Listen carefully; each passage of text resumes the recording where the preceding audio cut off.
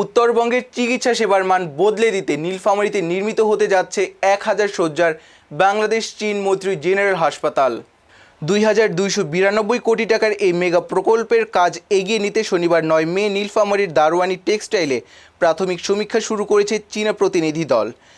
ডংলি এর নেতৃত্বে 6 সদস্যের কারিগরি প্রতিনিধি দল বেলা 11:30টায় দারোয়ানিতে পৌঁছান। তারা মূলত প্রকল্পের জন্য নির্ধারিত 25 একর জায়গার প্রাথমিক সমীক্ষা করেন।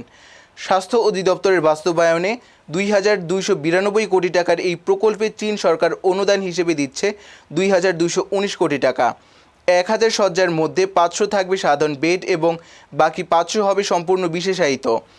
এ হাসপাতালে সাধারণ চিকিৎসার পাশাপাশি নেফ্রোলজি, কার্ডিওলজি, অনকোলজি, নিউরোলজি সহ বিশেষায়িত বিভাগে চিকিৎসা সেবা দেওয়া হবে।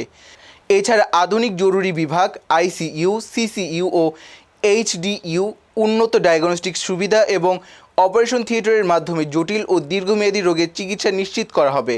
পরিদর্শন শেষে স্বাস্থ্য মন্ত্রণালয়ের উপসচিব ফাতেমাতুজ জোহরা জানান, 25 একর জমির উপর আধুনিক 10 তলা হাসপাতাল ভবন নির্মাণ করা হবে।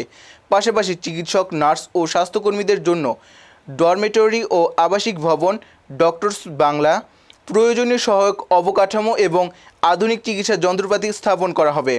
এ সময় অতিরিক্ত জেলা প্রশাসক Saidul Islam, civil surgeon doctor Abdur Razzak সহ ঊর্ধ্বতন কর্মকর্তারা উপস্থিত ছিলেন।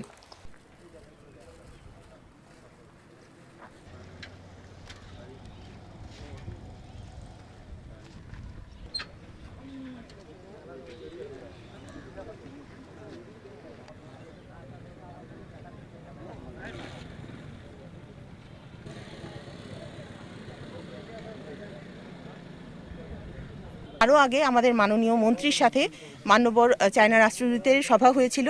সেখানেও আমরা নীলফামারীতে 1000 শয্যার হসপিটাল স্থাপনের বিষয়ে আমরা প্রস্তাব দিয়েছিলাম। সেই ধারাবাহিকতায় এবং প্রধানমন্ত্রী কার্যালয় কমিটির রিপোর্টের প্রেক্ষিতে চায়না থেকে প্রাথমিক একটা টেকনিক্যাল টিম এসেছে। তারা আমাদের যে আমরা ফিজিবিলিটি স্টাডি করেছি সেটা তারা দেখেছে এবং তারা সরজমিনে দেখতে এসেছে। তারা গিয়ে প্রতিবেদন দিবে এবং পরবর্তীতে আরও একটা ফিজিবিলিটি টিম আসবে, যারা 7 দিন 10 দিন যে সময় লাগুক এখানে থেকে বিস্তারিত ডিজাইন থেকে শুরু করে আপনাদের সাথে কথা, স্টেক হোল্ডারের সাথে কথা, আমাদের পানির সুবিধা আছে কি না, বিদ্যুতের সুবিধা আছে কি না, আমাদের মাটির ফিজিবিলিটি মানে মাটির জন্য কোনো সয়েল টেস্ট করা, আমাদের যা যা প্রয়োজন একটা 1000 শয্যার হসপিটাল করতে যা যা প্রয়োজন সব বিষয়ে তারা তথ্য নিয়ে তারা চায়না সরকারকে জানাবে।